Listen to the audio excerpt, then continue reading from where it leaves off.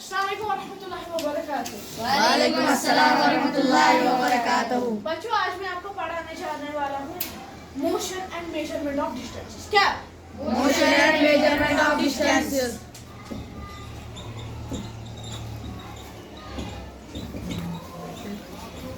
पहले हम पढ़ेंगे कि मोशन क्या होता है।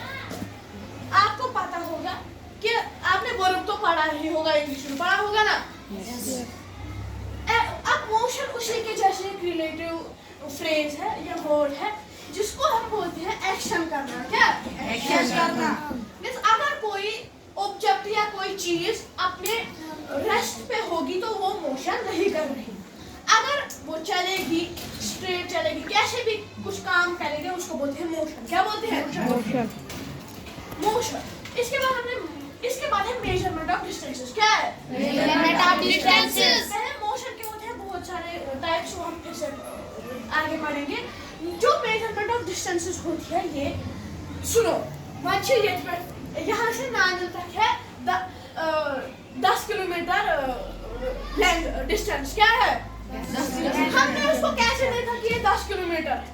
हमने किया मेजरमेंट उसकी डिस्टेंस का। मींस म्यून नानियल पे कनलवान तक कूता छु।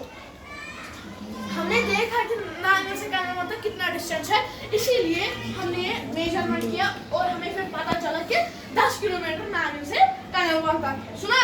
Yes sir. इसके बाद हम पढ़ेंगे स्टोरी ऑफ ट्रांसपोर्ट। क्या?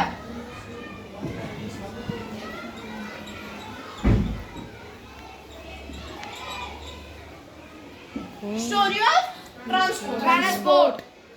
अब मैं आपको बताऊंगा, लिखूंगा नहीं। जो स्टोरी ऑफ ट्रांसपोर्ट में जो था, पहले इसमें जो एशिया टाइम के पीपल थे, वो पहले उनको पता नहीं था एनिमल से भी हम चल सकते हैं। पहले वो करते थे फीट यूज चलने के लिए एक जगह से दूसरी जगह।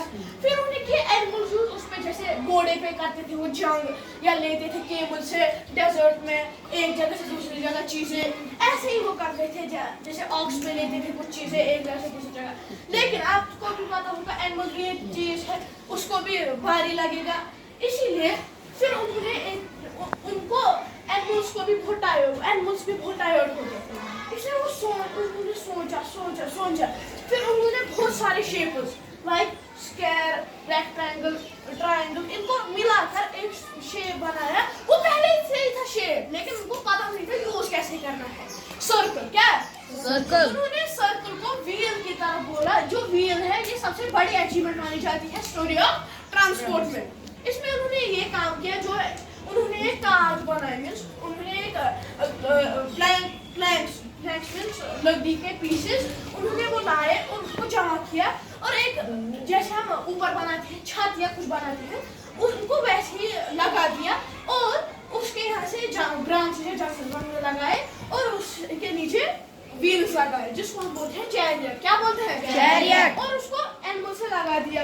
जैसे आपको पता है राजा और महाराजा जाते थे चैरियट से, ये जगह से दूसरी जगह उनको लेकर था, घोड़े चलाते थे और पीछे बैठते थे, वैसे ही था। उन्होंने बनाया पहले जो वो यूज करते थे उनको बोलते थे चैरियट्स। क्या?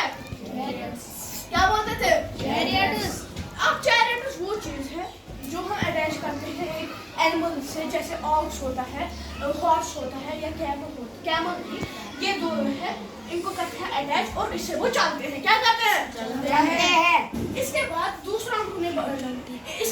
जो उन्होंने और एक अचीवमेंट की हासिल, उसका नाम था स्टीम इंजन। क्या था? Steam engine. वो डेवलप हुआ फिर 19th सेंचुरी। क्या?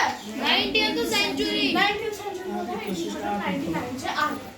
उन्होंने काम किया, उन्होंने बनाया स्टीम इंजन। क्या बनाया? Steam engine. जो स्टीम इंजन था वो बनाया था जेम्स वाट ने। किसने? जेम्स वाट।